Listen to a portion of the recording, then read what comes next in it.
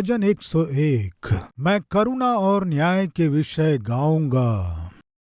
हे यहोवा, मैं तेरा ही भजन गाऊंगा। मैं बुद्धिमानी से खरे मार्ग में चलूंगा। तू मेरे पास कब आएगा? दाऊद क्या चाह रहा है जानते हैं? यहोवा, तू मेरे घर कब आएगा? प्रियो, फिर से कह रहा हूं, भाइयों और बहनों, हम इस संसार में कहीं भी आत्मिक होने का नाटक कर सकते हैं। जब प्रभु के भवन में आते हैं, आप बहुत आत्मिक होने का नाटक कर सकते हैं। काम करने के स्थान में आत्मिक होने का नाटक कर सकते हैं। सेवाकाई करने के स्थान में आत्मिक होने का नाटक कर सकते हैं। प्रार्थना करने के झुंड में आप आत्मिक होने का नाटक कर सकते हैं, लेकिन घर आने के बाद आपका नाटक करना संभव नहीं है। अगर आप नाटक करने की कोशिश करेंगे तो आपकी पत्नी कहेगी, रहने दीजिए, चुप रहिए, आपका जीवन कौन नहीं जानता, बस हो गया, हवा सब निकल गया। हाँ या नहीं? सो घर आने के बाद नाटक करना संभव नहीं है। उदाहरण बताता हूं।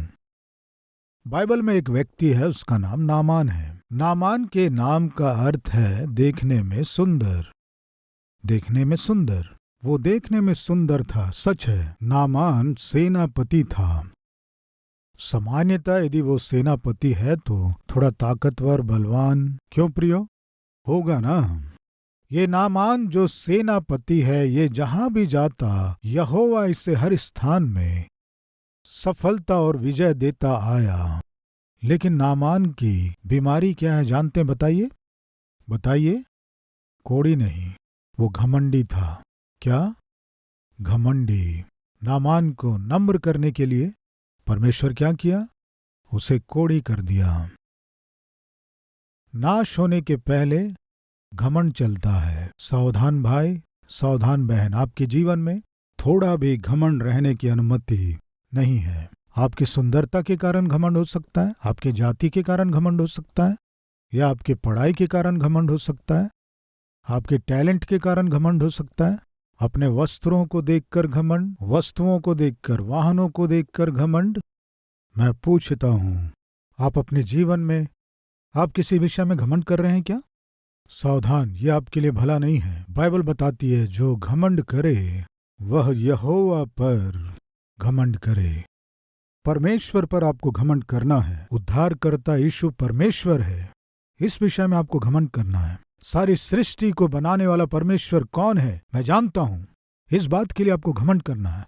वो मेरा पिता है, इस बात के लिए घमंड करें। परमेश्वर के विषय में घमंड करें। प्रियो, नामान को ऊपर से देखने से किसी को मालूम नहीं चलेगा कि नामान की समस्या क्या है, क्योंकि अच्छे से सेनापति के वस्त्र धारण करके और सेनापति के टोप को पहनकर, पूरे शरीर में कवचों को पहनकर जब बाहर जाता, कोई भी देखता उसकी तारीफ करता।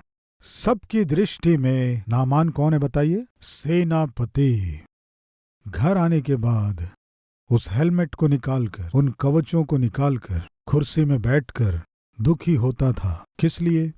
कोढ़ की बीमारी थी। उन दिनों में किसी भी कोढ़ के रोगी को लोगों के बीच में रहने की अनुमति नहीं थी। कोढ़ी है ये पता चलने से उसे गांव के बाहर कर देते थे। उन्हें समाज में मिलकर रहने की अनुमति नहीं थी। बच्चों के साथ, पत्नी के साथ या रिश्तेदारों के साथ उन्हें रहने की अनुमति नहीं थी। इसलिए यदि किसी को भी कोढ़ की बीमारी होने से उन्हें बहिष्कार करते थे। गांव के बाहर गुफा में वो रहते थे। यदि कोई वहां से जाने से उन्हें जोर से चिल्लाना पड़ता था, मैं कोढ़ी हूं, यहाँ कोढ़ी है। इस तरह चिल्लाने से वे निकट नहीं आएंगे, दूर से चले जाएंगे। उन दिनों में कोढ़ को लाइलाज बीमारी जाना जाता था। प्रिय भाइयों बहनों, कृपया सुनिए। नामान बाहर एक वीर सेनापति है। सब यही सोच रहे हैं। राजा भी यही सोच रहा है, मंत्री भी यही सोच रहा है, और सेना भी यही सोच रही है, और सारे लोग भी यही सोच रहे हैं। लेकिन घर आने के बाद केवल एक व्यक्ति को पता है कि ये कोढ़ी है। वो कौन है बताइए? पत्नी। यानी ये नामान बाहर कितना अद्भुत रूप से भी नाटक कर ले, लेकिन घर आने के बाद पत्नी के सामने नाटक करना संभव नहीं है। यही बता रहा हूं। आप बाहर बहुत अद्भुत आत्मिक व्यक्ति के रूप में नाटक कर सकते हैं, लेकिन आपकी पत्नी के सामने, पति के सामने नाटक करना संभव नहीं है। आपके बच्चों के सामने नाटक करना संभव नहीं है। यानी आपकी असली आत्मिकता जहां निश्चय दिखाई देती है, जहां निश्चय बाहर प्रकट होता है, वो आपका घर है। आप अपने घर में नाटक करो संभव नहीं है। इसीलिए आपके आत्मिक जीवन के लिए असली परीक्षा का स्थान कोई है कहने से वो आपका घर है, क्योंकि वहां आपका नाटक करना संभव नहीं है। यानी आप चर्च में आत्मिक दिख सकते हैं, लोगों के बीच आत्मिक दिख सकते हैं, लेकिन आपकी असली आत्मिकता कहाँ दिखाई देना है जानते हैं? आपके घर में। आपकी पत्नी कह पाना है, मेरा पति सच में बहुत आत्मिक है। आपका पति कह पाना है, मेरी पत्नी आत्मिक है। आपके माता पिता कह पाना है, सच में मेरा बेटा या बेटी अद्भुत आत्मिक बेटी और बेटा है। आपके घर के लोग यदि आपको आत्मिक व्यक्ति के रूप में पहचान ना पाएं या आपको आत्मिक रूप में स्वीकार न करें, तो आपकी भक्ति जीरो है। दाऊद क्या कह रहा है कि हे यहोवा, तू कब मेरे घर आएगा? हमारे घर आ। फिर से स्मरण दिला रहा हूं प्रियो, जब हम नए वर्ष में प्रवेश कर रहे थे, व्यवस्था विवरण उसके 23 अध्याय 14वें वचन को मैं पढ़वाया था। क्योंकि तेरा परमेश्वर यहोवा तुझको बचाने और तेरे शत्रुओं को तुझसे हरवाने को तेरी छावनी के मध्य घूमता रहेगा। इसलिए तेरी छावनी पवित्र रहनी चाहिए। ऐसा ना हो कि वो तेरे मध्य में कोई अशुद्ध वस्तु देखकर तुझसे फिर जाए। प्रिय, अद्भुत है। आपका परमेश्वर आपको छुड़ाने, आपके शत्रु को आपसे हराने के लिए उन समयों में आपके पास आएगा, आपके घर में आएगा, आपको देखेगा। किस लिए? आपको छुड़ाने के लिए, कष्टों से आपको छुड़ाने के लिए, अकाल से आपको छुड़ाने के लिए, आंसुओं से आपको छुड़ाने के लिए। जब वो परमेश्वर आपके पास आएगा, तब आप में किसी अशुद्ध चीज को परमेश्वर देखकर आपको छोड़कर ना जाए। क्या करना है? आपके छावनी को क्या करना है? आपके घर को, आपके हृदय को आपको पवित्र रखना है। परमेश्वर जब आपके घर में आए, तब आपको क्या करते हुए दिखाई देना है?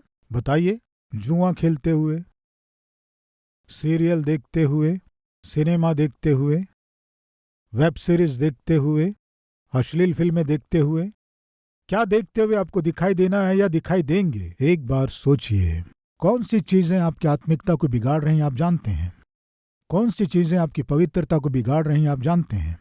जो आपके प्रार्थना जीवन को दूर करते हैं, उन्हें आप अपने से दूर कर दीजिए। आज से आप अपने घर में अशुद्ध चीजों के लिए स्थान ना दें, उन्हें दूर करें। दाऊद कहता है, मेरे घर आ। ठीक है दाऊद, मैं तुम्हारे घर आऊंगा, मैं तुम्हें किस हाल में देखूंगा? अगर परमेश्वर पूछे तो दाऊद का क्या उत्तर होगा जानते हैं? परमेश्वर यहोवा, आप मेरे घर आएंगे? आइए। अगर आप मेरे घर आएंगे तो मुझे कैसे देखेंगे जानते हैं? खरे मन से चलने वाले के रूप में मुझे देखोगे। कितनी सुंदर बात है प्रियो। कैसे दिखाई देगा? देखेंगे। आइए। दूसरा वचन, मैं बुद्धिमानी से खरे मार्ग में चलूंगा। तू मेरे पास कब आएगा? मैं अपने घर में। कहां? मेरे काम करने के स्थान में नहीं कहा, सेवाकाई करने के स्थान में नहीं कहा। क्या कह रहा है? मेरे घर में मन की खराई के साथ मैं चलूंगा। आकर देखिए, आकर देखिए मैं अपने घर में कैसा हूं। सच में हमारे लिए सवाल है। कितने लोग हिम्मत से कह सकते हैं, प्रभु आप आकर देखिए, मेरे घर आकर देखिए। आपको पता चलेगा मैं कितना आत्मिक हूं। हमारे घर वालों से पूछकर देखिए मैं कितना आत्मिक हूं। मेरे पड़ोसी से, सामने वाले से पूछकर देखिए प्रभु मैं कितना आत्मिक हूं। आपको समझ में आएगा। प्रियो, आज हम में से कोई हिम्मत से इस बात को कह सकते हैं कि प्रभु मेरे घर आकर देखिए, मैं मन की सीधाई से चलने वाले व्यक्ति के रूप में दिखाई दूंगा। प्रियो, हमारे बीच आज कोई है क्या खरे मन से चलने वाले? बाइबल बताती है, देख यहोवा की दृष्टि सारी पृथ्वी पर इसलिए फिरती रहती है कि जिसका मन उसकी ओर निष्कपट रहता है, उनकी सहायता में वह अपनी सामर्थ्य दिखाए। परमेश्वर ढूंढ रहा है किसकी सहायता करने के लिए?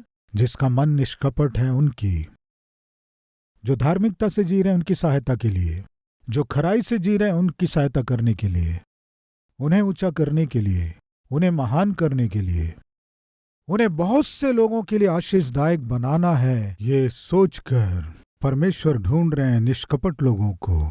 परमेश्वर ढूंढ रहे हैं। दाऊद कह रहा है, आइए प्रभु मेरे घर आइए, आकर मुझे देखिए, मैं अपने घर में मन की सिधाई के साथ चल रहा हूँ। आज हमारे बीच कोई है क्या ये कहने वाले, मैं अपने जीवन में आशीषों को देखना चाहता हूँ, उन्नति को देखना है, आशा कर रहा हूँ। बहुत से लोगों के लिए मुझे आशीषदायक रहना है, आशा कर रहा हूँ। तो फिर सुनिए, उसका रहस्य क्या है? आप परमेश्वर से आशीष पाना चाहते हो या उन्नति पाना चाहते हो, या आप बहुत से लोगों के लिए आशीषदायक बनना चाहते हो, ये सब जीवन में देखना चाहते हैं, तो परमेश्वर क्या चाहते हैं जानते हैं? निष्कपट मन। प्रियो, एक राजा अपने प्रजा के ऊपर अद्भुत रूप से शासन किया। बहुत ही अच्छे शासन को करने के बाद जब राजा बूढ़ा हो गया, तब उसने सोचा, मैं ऐसे व्यक्ति को अपनी बेटी देकर उसे दामाद बनाऊंगा जिसका मन निष्कपट हो। वो कैसा हो? निष्कपट हो। निष्कपट व्यक्ति की मैं सहायता करूंगा, निष्कपट व्यक्ति को ही मैं अपनी बेटी दूंगा। निष्कपट व्यक्ति नगर के लिए क्या लेकर आएगा? आशीष लेकर आएगा। इसलिए निष्कपट व्यक्ति चाहिए। परीक्षा लूंगा, ये कहकर कुछ क्वालिटीज रखकर मंत्री को एक काम सौंप दिया। मंत्री ने देश के 1000 लोगों को, डायनामाइट जैसे जवान झुंड को लेकर आया। उसके बाद फिल्टर करने से 500 लोग बचे, फिल्टर करने से 100 लोग बचे, फिल्टर करने से 50 लोग, अंत में 4 लोग बचे। उन चारों को, जो बहुत ही होशियार थे, राजा के सामने लाने से राजा चकित हुआ। देखने में बहुत होशियार दिख रहे हैं, बहुत शार्प दिख रहे हैं, इन चारों की परीक्षा लेनी है। राजा क्या किया जानते हैं?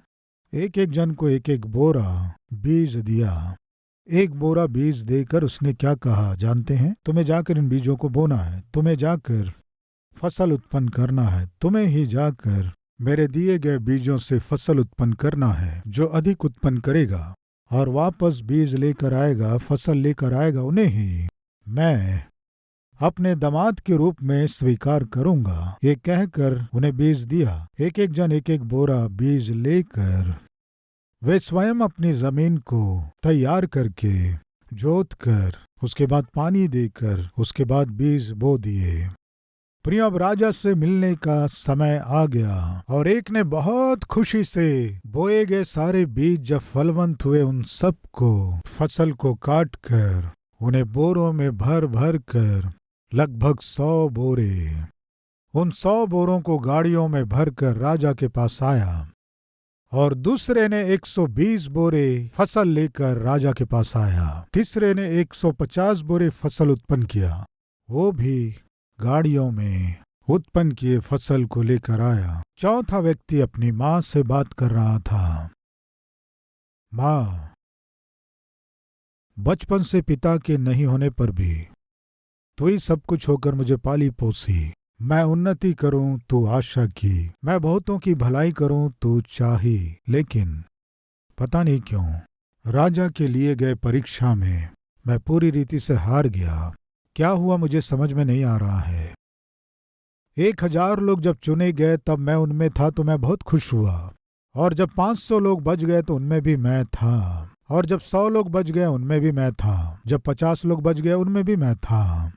अंत में जब 4 लोग बच गए तो बहुत खुश हुई। उन 4 लोगों में मेरा बेटा भी है। निश्चय इस देश का राजा बनेगा, ये सोचकर तू बहुत खुश हुई। तेरे आंखों में जो खुशी थी उसे देखकर मैं आनंदित हुआ, लेकिन माँ मुझे क्षमा कर, राजा के लिए गए परीक्षा में मैं हार गया। क्या हुआ बेटे? राजा के दिए गए बीजों को मैं लेकर गया, अपने पूरे खेत को मैं जोता, समथल किया और इन बीजों को बोया। मुझे जो करना था रात दिन मैं किया, लेकिन अंत में देखने से एक बीज भी अंकुरित नहीं हुआ।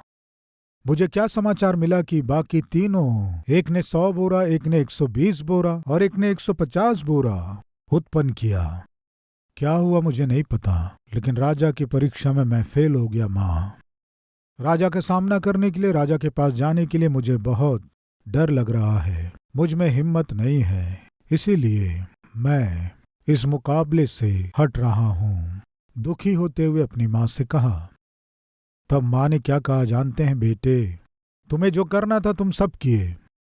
सामर्थ्य से बढ़कर तुम खेत को जोते, बीज भी बोए, दिन रात परिश्रम किए, फिर भी फसल नहीं हुई। तुम्हें जो करना था किए, तुम जाकर यही राजा को बताओ। माँ, राजा को जो चाहिए, मैं मेहनत किया हूं कि नहीं ये नहीं, राजा को चाहिए फसल पैदा करना। जो सबसे अधिक फसल को पैदा करेगा वही इस राज्य पर शासन करने के लिए योग्य है। ऐसी प्रतियोगिता वो रखे। मैं खाली हाथ कैसे जाऊं? जाओ बेटे, जाओ, जो हुआ वही कहना। अपनी माँ की बात सुनकर वो बेटा डरते और कांपते राजा के भवन को गया। उनके लाए गए सारे बोरों को वो देखकर बहुत चकित हुआ, आश्चर्य किया और शर्म से सिर झुका लिया। एक एक जन हिम्मत से आकर कहने लगे, राजा आपके दिए गए बीजों से 100 बोरे अनाज उत्पन्न किया। दूसरा आकर, वो 100 बोरे कह रहा है राजा, मैं 120 बोरे उत्पन्न किया। तीसरा आकर, ये दोनों 100 और 120 राजा, लेकिन मैं 150 बोरे उत्पन्न किया। चौथा आया, शर्म से, अपमान से, हारे हुए दुख से राजा के पास आकर चुपचाप खड़ा हुआ। कहा, राजा मुझे क्षमा कीजिए, वास्तव में मैं आकर आपके सामने खड़े हो सकूं, मुझ में थोड़ी भी हिम्मत नहीं थी, लेकिन मेरी माँ मुझे हिम्मत देकर भेजी है। आपके बीजों को मैं लेकर गया, आपके कहे अनुसार मैं ही खेत को जोता, बीजों को बोया, पर क्या हुआ मैं नहीं जानता। एक बीज भी अंकुरित नहीं हुआ राजा, एक बीज भी अंकुरित नहीं हुआ। कैसे आपका सामना करना नहीं जानता, लेकिन जो हुआ आपको बताना था, सच्चाई आपको बताना था, इसीलिए आकर एक भी बीज अंकुरित नहीं हुआ, इस बात को आपसे बताने के लिए आया। मुझे क्षमा कीजिए राजा, इस मुकाबले में मैं हार गया। ये लोग 100 बोरे, 120 बोरे, 150 बोरे उत्पन्न किए, ये बहुत महान हैं। इनमें कौन योग्य है, उसे ही इस राज्य का राजा नियुक्त कीजिए राजा। ठीक है राजा, मैं चलता हूँ, कहकर जा रहा था। जब वो जा रहा था उसकी आंखों से आंसू बह रहे थे। माँ सपना देखी, इस देश का राजा बन के मुझे बहुत से निर्धनों का सहारा बनना है, लेकिन मुकाबले में हार कर जा रहा हूं। इस दुख से जब वो जाने लगा, पीछे से राजा की आवाज, रुको, हारने वाले तुम नहीं हो, वास्तव में जो हारे हैं ये तीनों हैं। इस तरह कहा। पीछे मुड़कर उस लड़के ने कहा, ये क्या राजा, 150, 120 और 100 बोरे फसल जिन्होंने उत्पन्न किया वो कैसे हार गए? कम से कम एक बीज में अंकुरित नहीं हुआ, मैं कैसे जीत गया? तब उस राजा ने कहा, बेटे तुम ही जीते हो। कैसे राजा? मैंने तुम में से हर एक को, तुम्हें और बाकी तीनों को भी 1 बोरा बीज दिया ना? हाँ राजा, 1 बोरा बीज दिए राजा।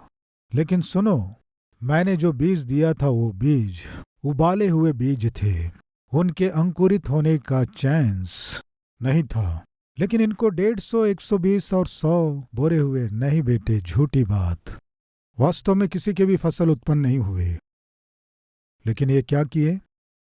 जैसे फसल उत्पन्न हुए हों, ये मार्केट जाकर ये गधा कहाँ से खरीदा मुझे पता है, ये गधा कहाँ से खरीदा मुझे पता है, और ये गधा कहाँ से खरीदा ये भी पता है। ये तीनों धोखेबाज हैं, झूठे हैं। मैंने वास्तव में तुम्हारी जो परीक्षा ली, फसल कौन अधिक पैदा करेगा ये नहीं था। वास्तव में मैंने जो परीक्षा ली थी वो तुम चारों में कौन ईमानदार व्यक्ति है, इसे जानने की मैं आशा किया। इन चारों में ईमानदार व्यक्ति तुम अकेले हो। प्रिय भाई और बहनों, इस संसार की परीक्षाएं अलग हैं, परमेश्वर की परीक्षाएं अलग हैं। इस संसार में सौंदर्य प्रतियोगिताएं होती हैं। इस संसार में बहुत से खेलों के प्रतियोगिताएं होती हैं, लेकिन कहीं होती हैं क्या ईमानदार लोगों की प्रतियोगिताएं? कौन ईमानदार है जानने के लिए इस दुनिया में प्रतियोगिता करवाने वाले कोई है क्या? नहीं है, क्योंकि कोई भी धर्मी नहीं है, एक भी नहीं है। फिर कौन प्रतियोगिता करवाएगा बताइए? प्रतियोगिता करवाने वाला कोई है कहने से केवल एक है, वो है धर्मी परमेश्वर। वो परमेश्वर। इस धरती में कोई ईमानदार व्यक्ति है क्या? इसे जानने के लिए परमेश्वर प्रतियोगिता करवाता है। उस प्रतियोगिता में यदि कोई जीत गया तो उनकी सहायता करना है, उनको ऊंचा करना है, उनको सम्मान देना है सोचकर। परमेश्वर की दृष्टि बताइए सारी पृथ्वी में फिरती रहती है। प्रिय भाई और बहनों, मैं पूछता हूं, उन्नति करने की आशा कर रहे हैं क्या? आप सफल होने की आशा कर रहे हैं क्या?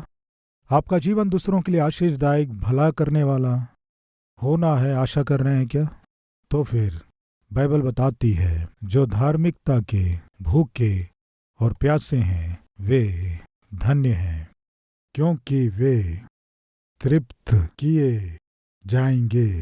प्रिय, इन दिनों में बहुत से लोग सुंदर दिखाई देने के लिए बहुत परिश्रम कर रहे हैं, धन संपत्ति बढ़ाने के लिए बहुत परिश्रम कर रहे हैं, नाम सम्मान कमाने के लिए बहुत परिश्रम कर रहे हैं, नंबर 1 पोस्ट एंड पोजीशन तक पहुंचने के लिए बहुत से लोग परिश्रम कर रहे हैं। लेकिन कोई है क्या धार्मिकता के साथ, खराई के साथ जीने के लिए संघर्ष करने वाले? परमेश्वर ऐसे लोगों को देख रहा है, ऐसे लोगों पर अपनी दृष्टि लगाया है। आज एक निर्णय लेंगे। क्या है वो निर्णय? प्रभु, आप जब भी मुझे देखें हर बार मैं ईमानदारी के साथ जी सकूं, ऐसा अनुग्रह मुझ पर कर। जब आप मेरे गांव को देखें, मेरे गांव के सारे लोगों में मैं ईमानदार दिखाई देना है। जब आप हमारे अपार्टमेंट को देखें, तब उसमें मैं ईमानदार स्त्री के रूप में दिखाई देना है। हमारे सारे रिश्तेदारों को जब तू जांचे, हमारे सारे रिश्तेदारों में मुझे ईमानदार दिखना है। मैं जहाँ नौकरी करता हूँ, मेरे साथ काम करने वाले सारे कर्मचारी को जब तू जांचे, उन सब में मुझे ईमानदार दिखाई देना है। जहां मैं सेवा कर रहा हूं, जिस संस्था में सेवा कर रहा हूं, जिस कलीसिया में सेवा कर रहा हूं, सेवा करने वाले सभी लोगों के बीच तेरी दृष्टि में मुझे ईमानदार व्यक्ति के रूप में दिखाई देना है। ऐसे दिखाई दे सकूं, अनुग्रह कर पिता, क्योंकि यहोवा की दृष्टि सारी पृथ्वी पर इसलिए फिरती रहती है कि जिसका मन उसकी ओर निष्कपट रहता है, उसकी सहायता में अपनी सामर्थ दिखाए। कहीं मुझे कोई दिखाई देंगे क्या? निष्कपट मन से जीने की कोशिश करने वाले लोग, पवित्र जीवन जीने की कोशिश करने वाले लोग, जो धार्मिकता के लिए भूखे और प्यासे हों, ऐसे कोई दिखाई देंगे क्या? उनकी सहायता करना है। इस तरह जब परमेश्वर की दृष्टि फिरती है, तब मैं या आप उसकी दृष्टि में आने से कितना अच्छा होगा। कोशिश करेंगे क्या?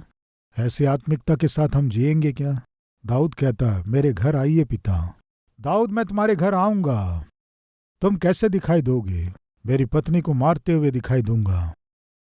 सही है, मेरी पत्नी को गालियां देते हुए दिखूंगा, मेरी पत्नी को मारते हुए दिखूंगा, गंदी गालियां देते हुए दिखूंगा, धोखा देते हुए दिखाई दूंगा, शराब पीते हुए दिखूंगा। कैसे दिखने जा रहे हो? परमेश्वर आपके घर में आकर आपको देखने से, प्रिय बहन, कैसे दिखने जा रही हो? पति से झगड़ा करते हुए दिखाई दूंगी, चीखते चिल्लाते हुए दिखाई दूंगी, गाली देते हुए दिखाई दूंगी, घर को सत्यानाश करते हुए दिखाई दूंगी, लड़ाई झगड़े करते हुए दिखाई दूंगी। कैसे दिखाई दोगे? किस क्षण, किस दिन परमेश्वर मेरे और आपके घर आएंगे हम नहीं जानते, लेकिन परमेश्वर वचन दिया है, मैं समय समय पर तुम्हारे छावनी के पास क्या है आऊंगा।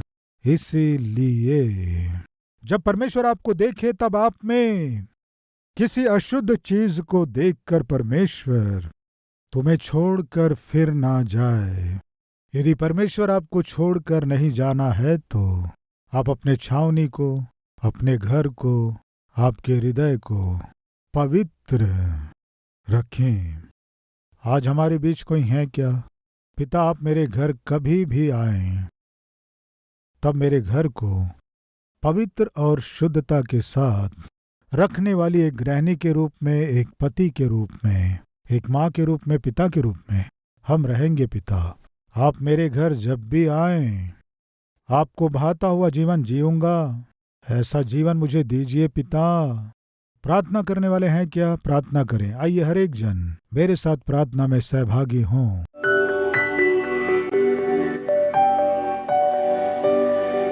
खरे लोगों के सभा में हम सब खड़े हो सकें, तरस खा पिता। हमारी असली आत्मिकता घर के बाहर नहीं, घर के अंदर है। घर के अंदर हमारी आत्मिकता ठीक रहनी है। पति के सामने, पत्नी के सामने, बच्चों के सामने, माता पिता के सामने हमें सच्चे आत्मिक लोगों के रूप में दिखाई देना है। ऐसी आत्मिकता हमें दीजिए पिता। निष्कपट लोगों की सहायता करने वाले पिता हैं आप। निष्कपट लोगों की सहायता करने वाले परमेश्वर हैं आप। निष्कपट लोगों को महान करने वाले परमेश्वर हैं आप। आज जितने लोग पिता, मैं आपकी दृष्टि में निष्कपट मन से जीने की आशा कर रहा हूँ, ऐसा अनुग्रह मुझ पर कर। प्रार्थना करने वाले हर एक जन को पिता आप अपनी धार्मिकता से, खराई से, आपकी पवित्रता से हम सबको भर दीजिए पिता। पिता, जब भी आप हमें देखें, हर बार यह मेरा पुत्र है, इससे मेरा मन आनंदित है, ये मेरी बेटी है, इससे मैं आनंदित हूँ। इस तरह प्रभु आप मुझे देखकर कह सकें, ऐसा जीवन हमें दीजिए। आपको भाता हुआ, आपको महिमा देने वाला, चारों ओर के लोगों के लिए एक आदर्श के रूप में हमें बदलिए, हमें बनाइए। हमारे जीवनों को दर्शन देकर आशीषित कीजिए। यीशु के नाम से मांगते हैं पिता, आमीन। इस डेली डिवोशन के द्वारा आप आशीष पाएं तो अपने मित्रों को शेयर कीजिए, लाइक कीजिए, कमेंट कीजिए। प्रभु आपको आशीष दें। शलोम।